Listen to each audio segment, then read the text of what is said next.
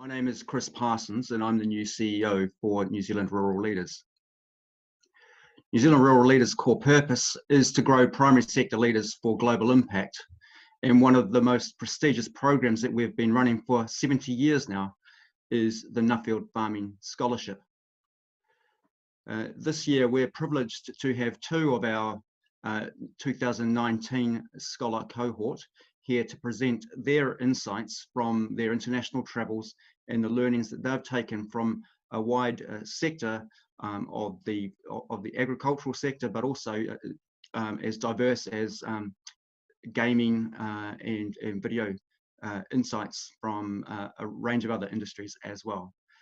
Very privileged to have facilitating Dr. Jenny Jago from Dairy NZ. Dairy NZ, one of New Zealand Rural Leaders' strategic partners, and Jenny in particular is their leader for strategy and investment. She has a PhD in animal sciences, and so she's very well versed and well placed to lead us through the thought leadership that Corrigan and Hamish will present. So our presenting scholars today are Corrigan Salmon, who will be looking at farming under a pressure cooker, a very timely topic.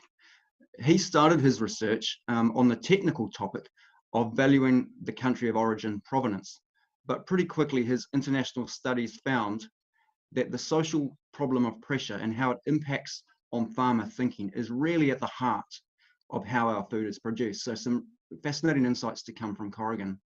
And after we've had questions, then following Corrigan will be Hamish Murray, presenting on future farm workplaces.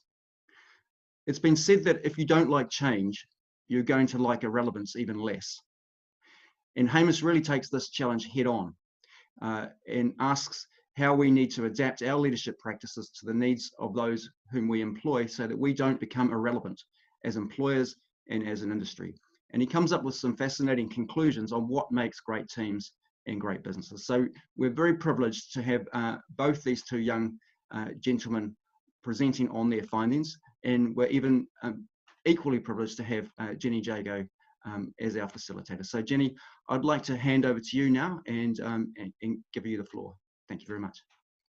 Thank you, Chris, and good morning, everyone. It's really great to be here today, and Dairy NZ has been a supporter of the Rural Leaders Trust for a good number of years now, and it's just great to see people come into the programs that they have on offer and really grow and develop as they go through and go on to lead in their own farming businesses, but in the wider community. So you're fantastic to be here, and you're in for a treat because we have two really passionate people here that I'm certainly excited to be having a chat with today, and encourage you to use the chat function, and we'll try and get our questions across to Corrigan and Hamish once we've had a bit of a one-on-one chat for the first sort of 15 odd minutes. So firstly, Corrigan. Welcome, Corrigan. I see you're in a very appropriate place there that looks like the milking shed. It is, yeah. Good morning, Jenny. It is coming to you live from my cow shed here in Golden Bay, the top of the South Island in New Zealand. So hi to everyone around the country and hi to people globally this morning who could be joining us at any strange time of the day or night. Look, thank you, everyone. I'm really looking forward to sharing with you today. So thanks for the introduction also, Chris. And as you mentioned, I didn't actually set out to study mental and behavioural health and the subject of pressure, as my final report is titled. It was actually something I discovered and started researching the subject of provenance and origin stories initially. And originally my motivation was actually born out of frustration. Frustration about the disconnect I could see between the efforts going into our own business and those of my peers around me to farm better and the rewards we were achieving. Efforts around higher environmental and animal welfare focus, the great expense invested to tread more lightly on the land, big efforts to build a better workplace, like better rosters, for example. And I guess I was disillusioned, if I'm honest with you guys, because I felt like we were running harder to stand still, or perhaps worse, we were running harder and going backwards. So once out on the first part of my study, called the Global Focus Program, where you get a rapid exposure to global agriculture issues, I started to notice the same feeling everywhere. For a start, I couldn't really describe what that was. It was just an observation that many farmers were feeling under the pump too, and that change was real and it was fast. And at that point, the topic for me shifted to one actually around purpose and why, because I was observing all of these different global businesses, those clear on their purpose and why, they were doing better. They had more clarity, they had less distraction and concern. So, perhaps naively at the time, I thought that would be the answer to New Zealand dairy sector problems. But once I got out and started interviewing farmers, however, I started to see the anger and the frustration, and that's when the topic turned to trying to understand the emotion that I was encountering. Yeah, that's great, Corrigan. And I know you, obviously with Nuffield, you have lots of travels and a huge opportunity to go and learn and just look in at how other people are experiencing what seems to be a similar thing that you saw around the world. Can you tell us a bit about how you went about gathering your information and who you visited and what you found? Yeah, sure. So I used a process, and the other scholars alongside me from New Zealand may also touch on this. And the process was based on the concept of design thinking, called double diamond design. And in essence, it's about getting out for a start and doing a really big, wide look at what's going on. And then you reflect back in on what have been those big themes, and from that, what are the problems that you're kind of keen to research further. And we were then encouraged to go wide again with that problem statement and look as much as we could at the topic before then narrowing down to the key elements of research that I've framed up in my report. So for me, that was 8 weeks across the US, South America and Europe with a global focus program alongside 7 other international scholars. And that gave us this wonderful broad overview. I then did 4 weeks in Ireland and the Netherlands, understanding origin branding and environmental pressure. And here's where I sort of started to get into the farmer psychology topic. Then last spring, I spent 5 weeks mainly in the US and Canada, and that was looking firsthand at pressure that farmers were under. And I was trying there to access research around farmer psychology, mental health, and the challenges that were confronting wellbeing. Gosh, Corrigan, just listening to all that travel, we're in such a different world now. And look, I think, you're really fortunate to have gotten all that travel before the COVID situation. So I was just reminiscing a little bit about what travel was all about listening to you, and hopefully we'll be back to traveling some more soon. But tell us a bit about what you found. I was really impressed with how you were able to take all your experiences and kind of condense that down into some very clear thinking. So tell us a bit more about what you found. Yeah, sure. Thanks, Jenny. And I absolutely share those sentiments. I do feel very privileged too, sitting here today, looking back on what I did, throughout last year. So, but what I found and what was really interesting in the subject is that there's actually not much research out there around how farmers think. And I was in Ireland and talking with an Irish dairy farmer actually, and he steered me to look closer to home at our All Black story around pressure. And I've got a slide on that, if that slide could come up now for you to see. And this led me to the book Legacy by James Kerr. And that book's about All Black history. And as I was reading that, I was able to touch on a forensics or get exposed to a forensic psychologist by the name of Dr. Kerry Evans. And he'd developed the change in approach at the All Blacks around dealing with pressure. And Kerry was just finishing a book called Perform Under Pressure. And it was this that really helped me to frame up and explain my observations around farmer frustration and change. So Kerry has these 5 factors that he describes for us around pressure. The first one's uncertainty, high stakes, small margins, judgment, and fast change. And when you unpick the issues of global agriculture right now, these 5 factors do a wonderful job of framing them up.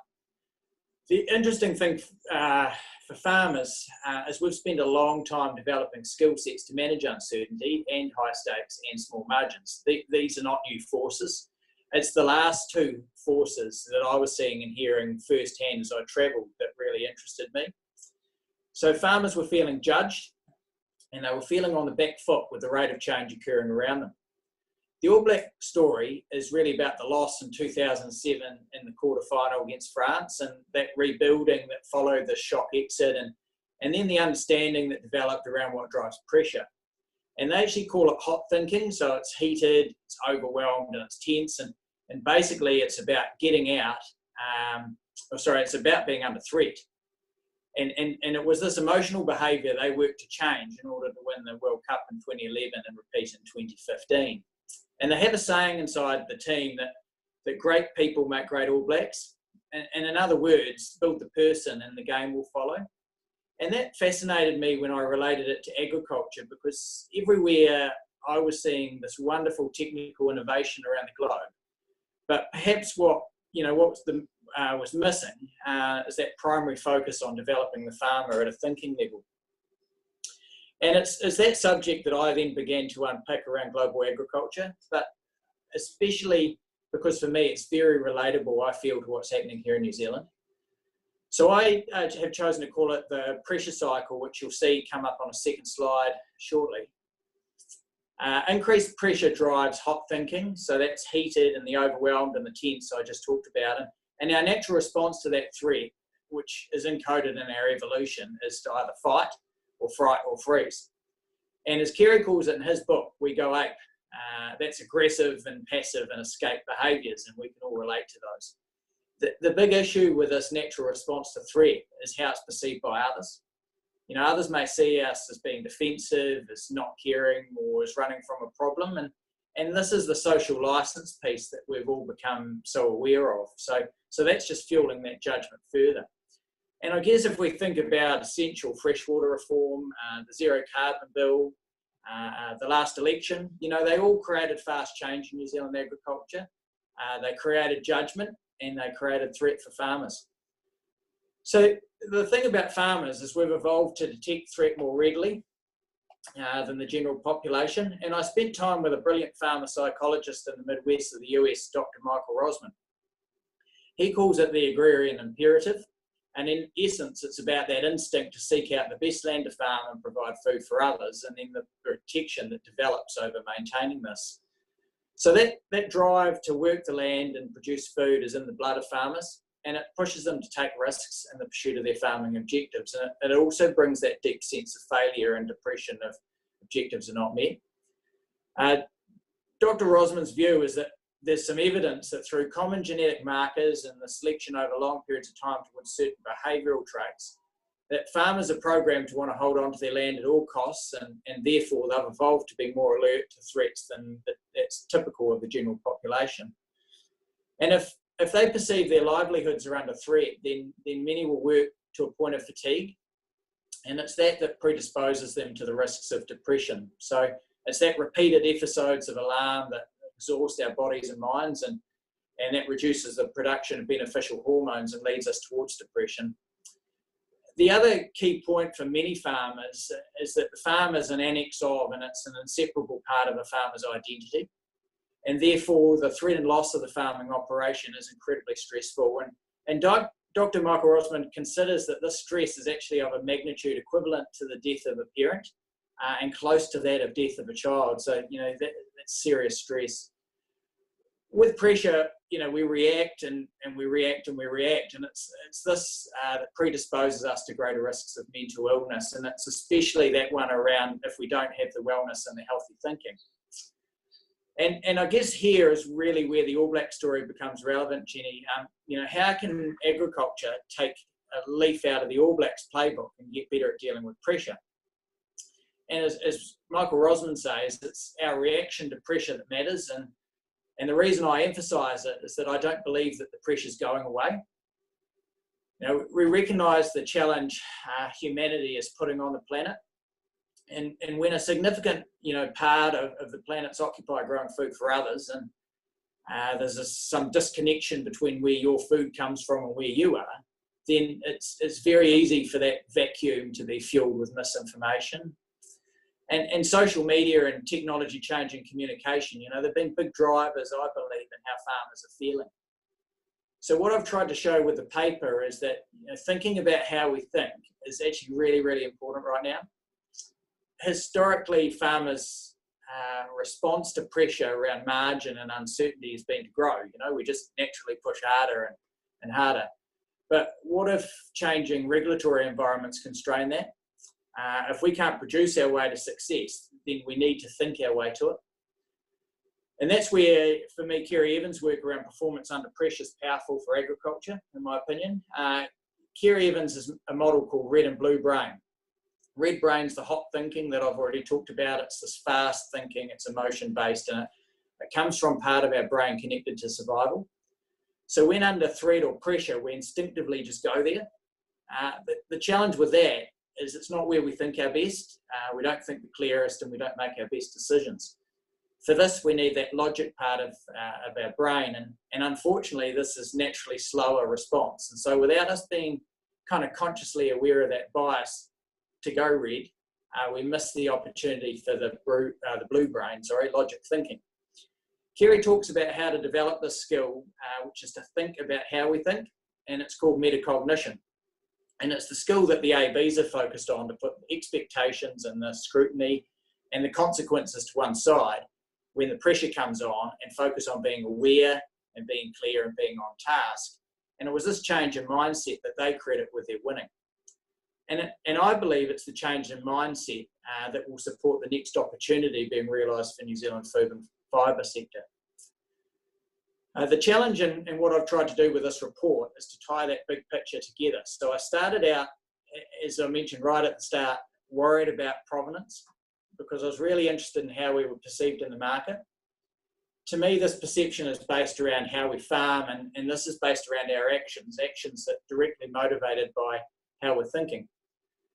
But if we're under pressure and we're unable to deal with this, are we thinking in a way that will create the best food and therefore support the best perceptions being created in the marketplace? So with this idea in mind, I created a model to describe what I mean. And I've called that model the resilience tree, because that's really what the subject is about. It's about building resilience to pressure.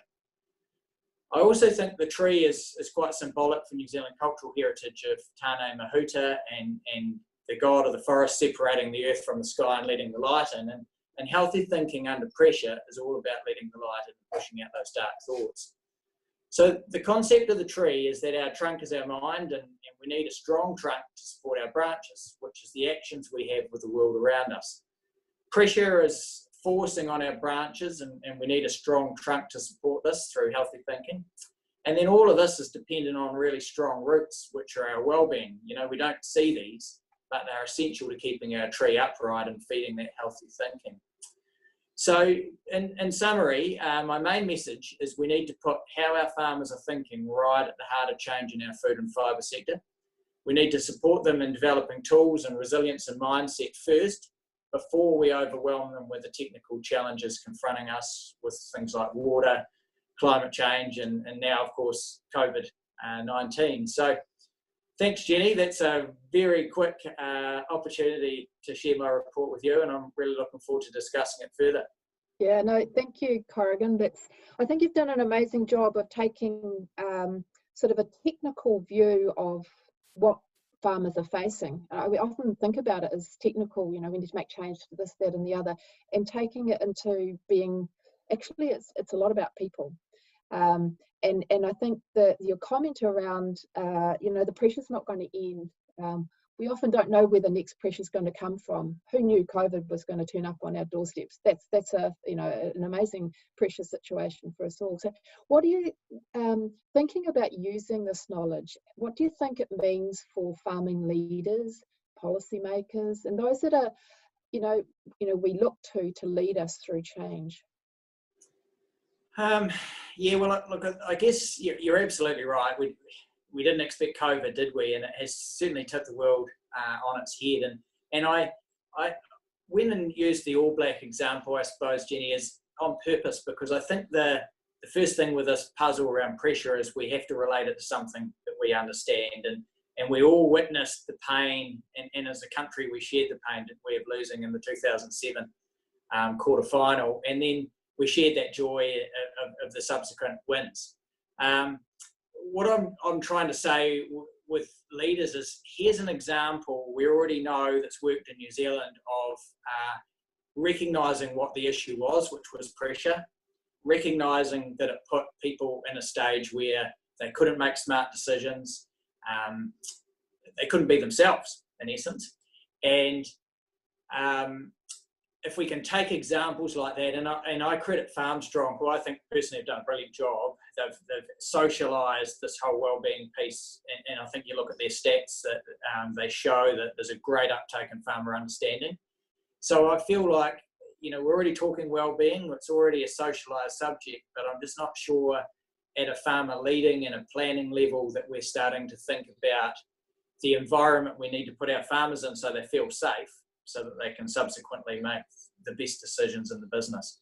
Yeah, no, and that's a big challenge. I guess that's your challenge to us, isn't it, as leaders? Because I'm sure people on this call here are farming leaders. The challenge is how to actually take that information on and to build on some of those initiatives, like you've referred to Farmstrong, which is helping to help people be resilient and in terms of their thinking and their mental well-being, to how do we build on that so that it really supports us to make the changes that we all want, to respond to the pressures and to make the changes that we want to, and feel in control, I guess.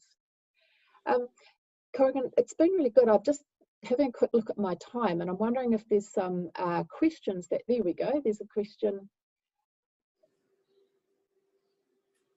If there's just one thing, Corrigan, if there's just one thing to focus on to achieve performance under pressure, what would that be? What's the one thing we should focus on? Raising awareness for each of us of how we think. So this process for me, it dawned on me through going through it that I needed to think much more about how I think. And I took that, after reading that book, one step further. So I went to the States for 5 weeks, within a week of booking the airfare with no visits booked, and did a 5-week in-depth study tour by putting myself under pressure. And it worked really well. But the point is, once you start to become self-aware, that becomes incredibly powerful, because you start to take interest in, why am I thinking like this? Yeah. You start to notice habits and trends, and from there you can then get out and start to look for things to help you, because we're all different, and we're all going to have slightly different things that will help us. Yes, it's that self-awareness, isn't it? In fact, I think we might be about to talk self-awareness with Hamish soon, so that's a nice little join there. Just checking, we've got one here, Solace. Oh, that's Solace. Welcome, Solace. That's an old scholar there. Nice to see you. Well presented, he says. My challenge to you: the All Blacks probably have more intensive support than any other Kiwi citizen. How do we duplicate that support for farmers? Great question. That is a great question. It is a great question. Yeah, I think if we, and look, I'm just sort of starting on this journey. So in the last couple of weeks, I've started to have the conversations with sector leaders and various people about what we can do. But if we look at agriculture, haven't we got a wonderful support network, an incredible support network, I think. And right now we're realising that it's a sector for us, primary sector, essential to the next couple of years of economic sort of success for our country. So I guess for me, this report's a bit of a call to arms to say that everyone's got to be thinking about this. This relates, you know, all the way through the production cycle, all the support networks that sit around farmers, particularly finance.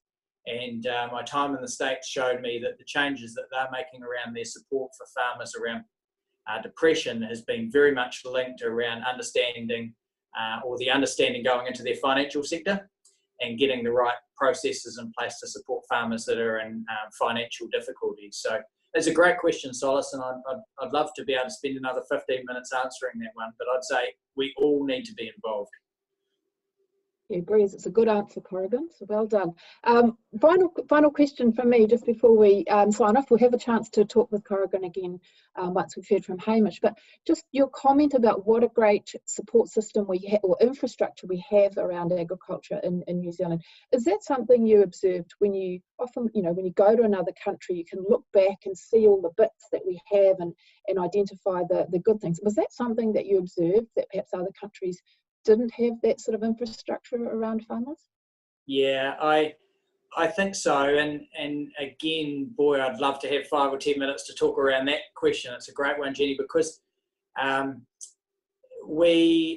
think we take and we don't need for our whole sector to be cooperatively based, but we take the cooperative elements that bring the sharing of knowledge, that free sharing of knowledge, and shifting competition away from between farmers to looking out and looking global. We take that for granted in New Zealand, we really do. And you get out and you sort of peer back what's going on globally.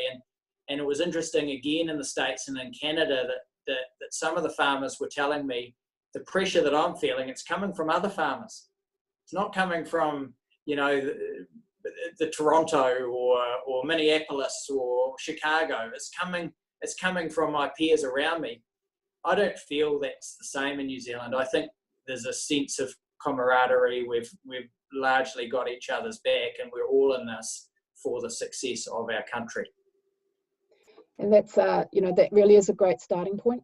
I agree with you. I think we've got a great foundation, and you've given us all a great challenge around how to build that thinking and that what you've learned into that foundation that we have in terms of a support system for the wider farming community. Right now, Corrigan, you can sit back and relax and check your ProTrack, and we're going to move. We'll call back on you again shortly, Corrigan, but we're now going to move and have a chat with Hamish. Change my notes here. Right, now we're going high country farming, and that beautiful image I have in my head of Hamish and his farm team working in a beautiful environment at the top of the South Island. So welcome, Hamish.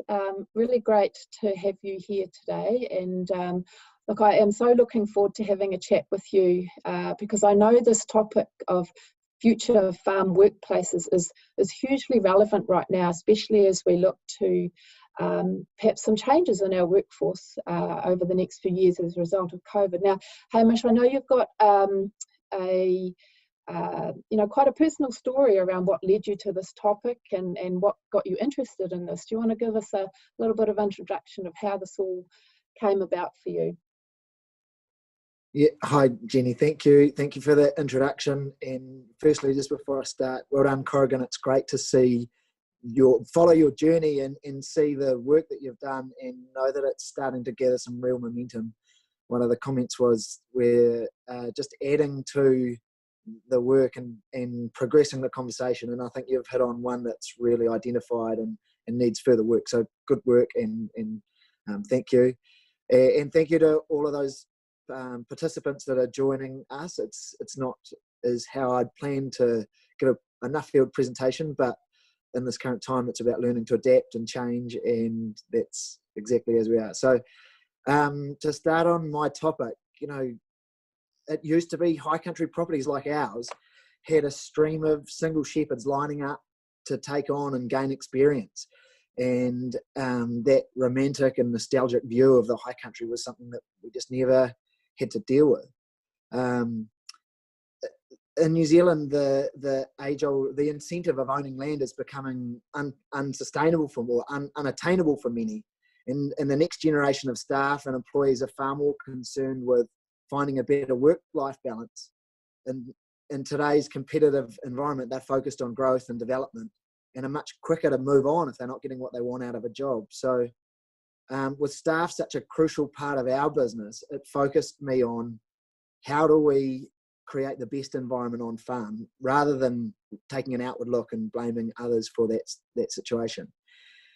And sorry, just to keep going, that started for me on a very personal note.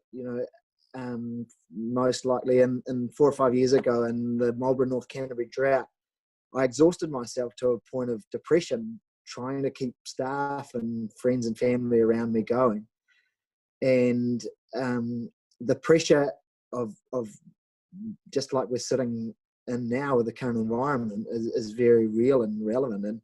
And so I thought I was pretty used to handling these sorts of events. I've played a large amount of competitive sport and studied at a top university, but I wasn't prepared to handle that emotional situation, as we've heard earlier with Corrigan. So I was under pressure and I wasn't able to handle that, and it focused me on how we could better, how I could, when I reached that emotional breaking point, how we could better understand and work that. And so then I focused around our team and what that might be, in the very personal journey of learning that is, and then the Nuffield journey of traveling abroad and the opportunity to see and visit and see businesses has grown and built my thinking there. So yeah, I think, Hamish, when you've got a very personal connection to a topic, it brings a realness to what you are, setting out to explore, and you're in a much better position to really pick out the key points and observe what others are doing. So tell us a bit about your travels, where you went, and what were the things that stood out.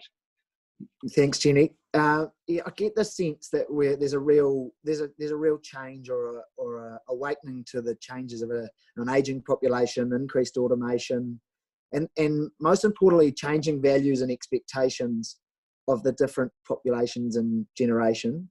And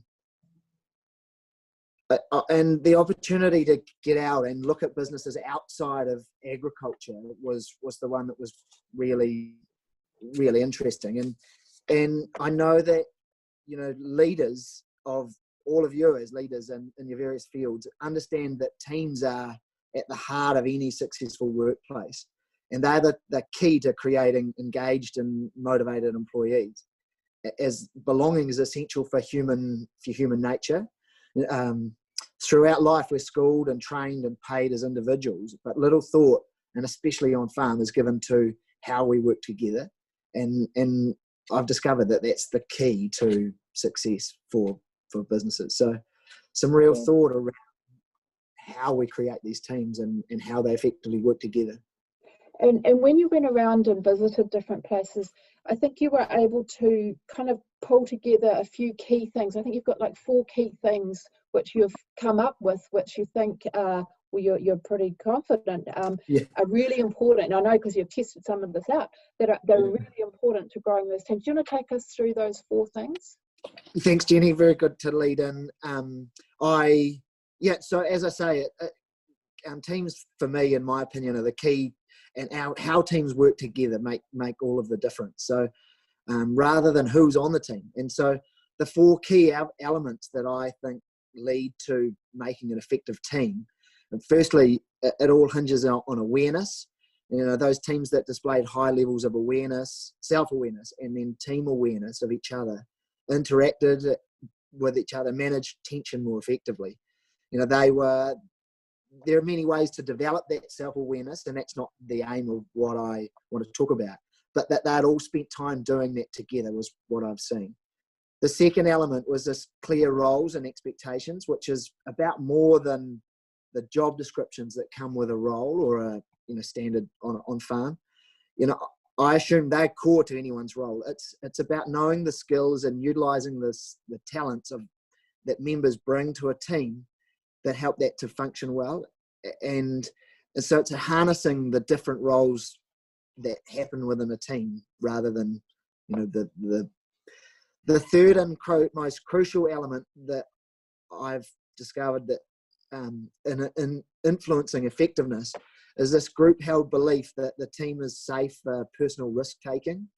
It's termed psychological safety, but it's the ability to bring your whole self to work, ask questions, share ideas, and voice concerns if something isn't right.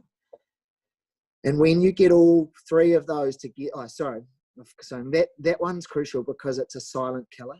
If you never know if it's too late until someone's too scared to speak up. Yeah.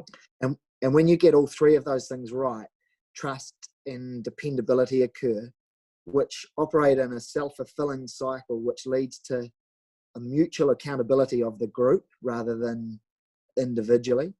And that is when the team goes above and beyond in tough times. And so that's a look, I think it's a wonderful hello. I Margo, sorry. He's one of your team. That's all right. Hi. Hello, Margo. You say hi, but you have hello.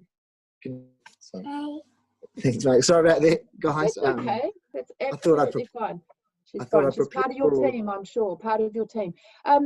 Look, those things are pretty, shall I say, advanced concepts for most farm teams. Yeah. So how in your experience, how do we start to even go near some of that stuff to bring it into to make it real, to bring it into farms? Yeah, I think, how do we start? Where do we go? You're dead right. They are high level elements of things. And I think individually as farmers, we're used to solving our own problems, and this old adage of leading from the front is a big part of that. And so leading into that, I think there are 4 elements that go along with effective teams. So teams are made up of effective teams do have those 4 elements, and then there are 4 things that being they do feedback really well, leadership of those, and so the processes they engage, and then culture and values are also important in that example. But if I lead back into, if I go back into my travels a little bit and help explain it, I realized that spending time in this on the west coast of America, in the Silicon Valley, I got the opportunity to spend time with tech companies and computer game developers, and I was struck by how important feedback is to these firms, and how they've made it such a core part of their business. And so a couple I met working for Congregate designing computer games explained to me how feedback is used to keep people focused, gamers focused, engaged, and even addicted, to a point that they know the progress towards an end goal. They get constant updates on location. They power remaining inventory. And when you combine that amount of feedback with the feedback in today's world through social media, instant answers through Google, and the way our schooling system's changed, when we compare that on farm to the constant nature, I think that we as farmers, we have to get better at improving and understanding that feedback element. You know, we're lucky if it's a graph expression or a 6-monthly or an annual performance review before we know how we let where our employees go. So that's one part of it. Yeah, and I think that thing, just bringing, so you've got some, you've got self-awareness, team roles, psychological safety, all leading to trust, and then you've got those other 4 elements which really enhance the team, in particular the feedback. Can you kind of give us a sense of how farmers can make a start? So just take feedback, for example. How do you sort of set yourself up to be able to start doing that well? How do we? Feedback is a really interesting thing, because you've got to be conscious of the person receiving at the time. It's how do I? I'm a little bit lost here. Sorry. That's fine. The maybe an example when you saw feedback being given really well, when you were at the gaming organisation, and the Crusaders. That's another. I know you visited the Crusaders, and they had some. Talk about having these examples right under our noses. Corrigan had the same example. Similar sort of situation with the All Blacks. So, what did you learn when you had some interaction with the Crusaders?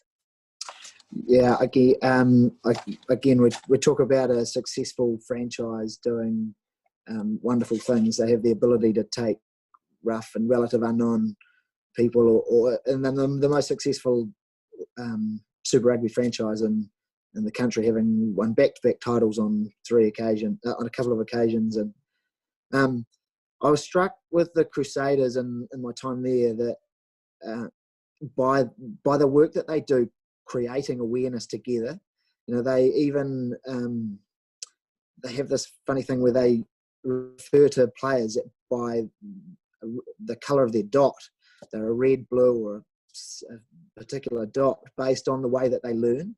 some are kinesthetic learning, some are learning by doing, and some are more visual sort of.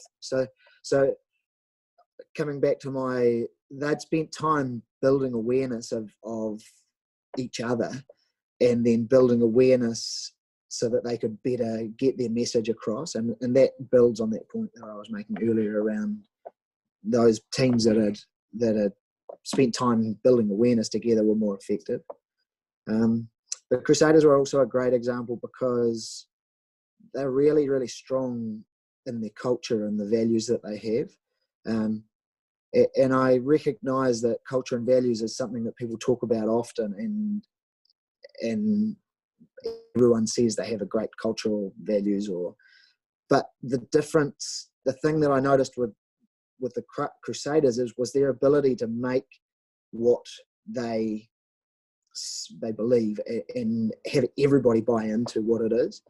For example, I walked through their changing room when I was spending some time with them, and I noticed they had on their wall a set of values that would be akin to any Super Rugby franchise in the country, the values of most businesses, but their ability to make those real and for players that buy into being a Crusader and stand up was quite significant, and is proven in their success. And so when I dug deeper into how they were able to achieve that and asked questions around, the Crusaders culture, I uncovered that it was really around the time that they spend each year working out what that looks, sounds, and feels like, and turning that behaviour into actual things that are tangible rather than just a word. And the fact that they do that, and a story I was told by Reuben Thorne around the fact that they'd been Super Rugby champions 3 years in a row, and the players were there was a large number of All Blacks in that team, and they were in the 2009 or 2010. A lot of them had been on an end of year tour to Europe, and they came back and they decided that they needed to shortcut their pre-season. And the same team as the previous 3 years, and they had a heavy workload. That year they came 10th out of 12. Following on from that, the year after, they were conscious that they really needed to go back and make sure that they had their proper pre-season. Same thing, end of year tour, it didn't occur, and they came back, and when they consciously built on what that looked, sounds, and felt like, that year they went on and it was the fourth time they won the title. So they were 3 in a row, 8-9, 7-8-9, 10th out of 1, and then they won again. And it illustrated to me, even great teams are still building this, and while it wasn't the reason that they didn't win that year, they realised the importance and what it meant, and the subtle results were in a different year. Yeah, and I think it illustrates the, we just see the result. We see the outcome. Same with farming. We see the result, but there's a whole lot of work that goes on in behind. And what I'm hearing you say is the importance of putting the effort into building the team that really is going to help deliver the result. So just bringing it back to farming then, how can we relate some of this into the way we farm and the way we build our teams, which are kind of different, really, aren't they? But the same in many respects. Yeah, I agree. So often, you're dead right. This is all about agriculture and how we do it for farm teams. And what the key message I'm trying to get across is actually spending time building awareness, understanding the roles that teams have, the people have within our teams. It's worth the effort, and so often on farm, there's so many things going on and it's busy that we don't take that time to stop and understand and spend time working on how we work together, because ultimately at the end of this, how we work together is the most important part in creating the right environment on farm. And that unity of what comes with takes discipline. So understanding that discipline and working together is ultimately what makes our farm teams successful. Yeah, that's well said, Hamish. Look, we've got some questions firing in here. Richard, here's a question for you, Hamish. Hamish, a question from Richard. What are the 2 or 3 things you've implemented in your business based on your studies, and what's been the results? Hi, Richard. Thank you for that. The Nuffield journey for me started 4 or 5 years ago, 18 months ago. But my own personal journey and our journey as a team started well before that. When identifying that we were struggling, that our businesses weren't as attractive, we went about trying to create the best environment on farm that we could. And so we started by building awareness together. We did a thing called Tetramap and have been coached through that with somebody. So, and understanding how different personalities, the detail that people like and things has been huge. To testament to that, I'm sitting in our farm office, while we're weaning 550 cows and calves today, and our team is out there doing that. And I wouldn't have thought that I was ever in a position to be giving a webinar while one of the most important annual events of our farm business is happening. So that is testament to the results of what we've achieved. But you started by building awareness with each of those members and giving them the encouragement to grow it from there. That's awesome. That's a fantastic example, Hamish. I've got some more questions here from Victor. On the journey to self and team awareness, would you agree that farmers need to be people managers first and farmers second? Yeah, that's a really important one. One of the things, the key parts of things that I've learned this year is really around leadership. And to answer that question, our traditionally as farmers, we've been leaders from the front. That's been our model of leadership. It's been the one that's been respected. But I think now it's more and more about managing people and facilitating and coaching our staff and employees to solve their own problems. And that's a different skill set that's been required. And so the question, they're different skills that we need to learn and understand as people, especially trying to engage a younger generation of employees who have grown up being taught to solve their own problems and through the style of education and the way things are happening. And people are independent, and we've encouraged them to be independent. So when we start dictating and solving problems as people, we very quickly turn them, as leaders, we very quickly turn off those employees. So yeah, managing people is the key part to engaging teams. Yep, it's like the sixth sense, isn't it? A real important one. Okay, here's a question. How do you make individuals in your team feel psychologically safe? That's quite a tricky one, isn't it? How do you do that? Geez, I don't know, and I don't get it right all the time. But it's about your own awareness, our own self-awareness. So building awareness with each other, and then maybe one of the things that we've done is have a kind of a rules of engagement. And the key thing around that rules of engagement, it's a term, I don't mean it to sound like that, but just 2 or 3 points that we've got which represent what our values are, and then what they be, and a little bit of a kind of team tactics. So if people recognize that I'm under stress or whatever, that's okay, but they have a tool that allows them that to acknowledge it with me, and then the timing. And so for them to sort of check in that I need that time, we have basically a 10-minute rule, deal with it and dump it.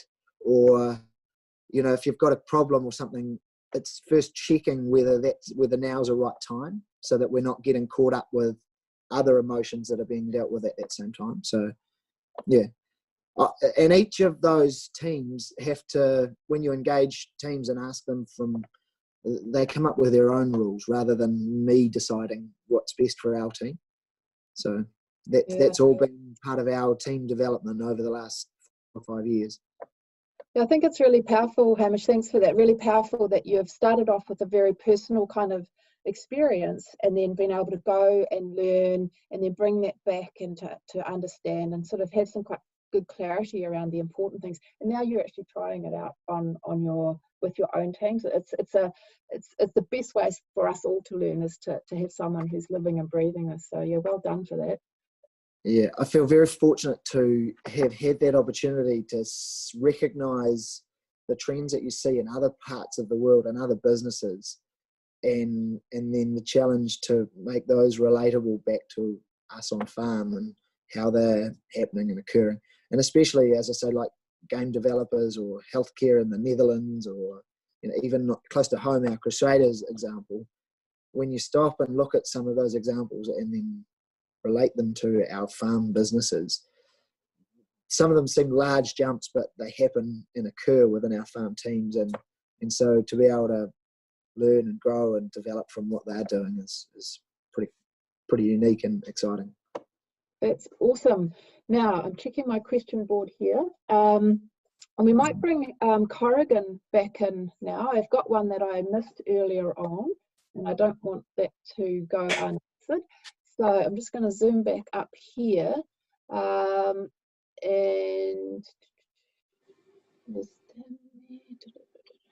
okay, here's a question, Corrigan. At what stage of a farmer's career should this understanding or training be targeted? So you were talking about farming under pressure. So at what point is there like should we learn this right at the beginning? Is this something we wait till later, or is there like a sensitive period, a really important point to learn those skills? Yeah, interesting question. I'm sitting here absorbed in what Hamish has been saying, Jenny, and I guess I think there's an example there that these skills around understanding your own thinking and being self-aware, Hamish has flagged those as part of his team, and team awareness and individual awareness, right through. So I'd say that they're really valuable the whole way through, aren't they? We all think back to some of our first jobs and how we dealt with things that didn't go right or things that challenged us, and reflect back on those. If we'd had some of those skills about thinking about our thinking at that time, they might have been different outcomes. So to me, this concept of changing technology, changing communication styles, and well-being is something that society in general is raising and saying is really important. And while I've unpicked agriculture and that, and the problem, it's a global problem, isn't it? As Hamish mentioned, with such quick feedback loops that we now have, and we're so exposed constantly to new forms of information, it's no surprise that we're all overwhelmed. So I'd say we start teaching our kids. I'm talking to my 8 and 6-year-old about thinking about how they think. Yeah, I was just thinking that. So it's not about what stage in your farming career. It's even before that, isn't it? These are skills that are valuable for everybody, and getting the opportunity to learn those really gives you a bit of a head start, I guess, as young adults. So I think there's this really lovely synergy between what you've been studying, Corrigan, and what Hamish has been studying. You've got the future work environment and you've got the people within it. And both of these topics really come back to the people, and yet we're thinking about change and adaptation in agriculture and in the way we farm, but both of them, it's all about the people. So it's a really I really think that you guys have done a fantastic job in really exploring those and getting underneath. Now I can see another question here. This one is for Cogs. That must be you, Corrigan. It would be. It's a long one. Let me see. Okay. Along learning to think about how we think, do you think three thinks. Do you think we need to learn to define what we call pressure as people sometimes, something we create our own, sometimes we create our own treadmills with some unnecessary or not so high priority issues. So that's a very interesting question. Are we defining pressure correctly? Yeah, it's a great question. And I think again relates just to what we've heard from Hamish as well, with some of his points. One of the ones, if I sort of raised Farmstrong here, is I think they've done a really good job with the 5 kind of factors of well-being. And one of them is you just take stand back and smell the roses, just take some stock of actually, and maybe if each of us reflected on the last 7 weeks that's gone on, or 8 weeks now, I think everyone's had a bit of a chance to step back and kind of take stock, haven't we? And, you know, I know we've felt so privileged to be on a farm and well insulated. So, yeah, for me, Victor, your question is, I guess it's about us developing an ability to see through all of that noise that we've put in ourselves in, and into the things that are really important. And if you dig into Kerry Evans's book and his model of red and blue brain thinking, the thing that Victor's kind of mentioning, Jenny, is that concept of being overwhelmed. And to make good decisions under pressure is about clear thinking. So it's about, okay, what are the things I need to actually unburden myself here of, and start to reach into the toolbox of things to help you with that, which can be things like breathing and adequate sleep, and there's a heap of them. Yeah, the sleep one's a good one for dairy farmers with those early mornings. Just change your milking intervals, Jenny. Change the milking interval. Absolutely, we've got the answer for that. Right, now I've got a question here for Hamish. People are really loving the examples that you're giving from what you've learnt with the Crusaders, Hamish. And what can you do on the farm to replicate the cultural values and team culture as demonstrated by the Crusaders? So I guess what's one thing that you saw there that you can try and replicate? I think anybody can. We can all work out what our cultures and values are. But it's how you make those things become a reality, and how they become lived and ingrained. And when you get that stuff right within your team, that's what creates the unity in the way that what that means. So one of the examples with our team, we've created what we think are our values. But when we, as part of the process we have gone through, what does that look like when we're doing it well? What does it look like when we're doing it exceptional? And what does it look like when we're exceeding expectations? And I'm just looking up on our wall. One of our values is stand together and celebrate success. So we went through with our team and said, well, what does it look like that when we're standing together? And, that might have been just, well, look, we're stopping for morning tea at least a couple of times together just to stop and have a chat. What does it look like when we're doing that well? And then what does it look like when we're exceeding those expectations? And so, it started with describing what stand together meant. That was like, and then it's about building that process and turning it into, something that actually is tangible that people can look at and share. And because everybody has a different interpretation of a word, but when you really draw out what that means to each other, then you iron out where the kinks are, and then you get real alignment, and that makes all of the difference. That's great. And on a similar theme here, one for Corrigan, because I think I get a sense people who are listening in are really wanting to sort of picture how this can be done and try some things out. Corrigan, this is from Andrew. Are there practical ways you think about how you think, and how do you keep that in check when the pressure comes on? Because some of the stuff, it's good in theory, but when the really pressure comes on, it's like, what are your little tips that you've got that you actually use yourself? That's a very, very good question. And why it's a good question is I don't get it right all the time. Because I've become a bit more self-aware naturally by doing the project, I now catch myself, but I don't always, sometimes you'll you'll be reflecting back after a day and think, well, actually, yeah, I didn't really go about that very well. I was heavily red brain, you know, and not blue brain thinking. And then there's other times when you just suddenly start to think something from quite a negative perspective, and you've caught it within 10 seconds and said, oh, I'm just not going to waste my time with that and get back to it. I really enjoyed, Hamish, you had this point before, like give it 10 minutes and dump it. I thought, you know, there's a brilliant example where their team's obviously verbalised it. So, look, I'd like to say that I've got all the stuff nailed, Jenny, but by no means have I. I'm just now way more aware of the habits and the behaviours I've perhaps built not only into my own life and our families, but also our businesses, because of how I dealt with pressure. And as I kind of start to unpick that, I think we can, you know, everyone can be happier, really.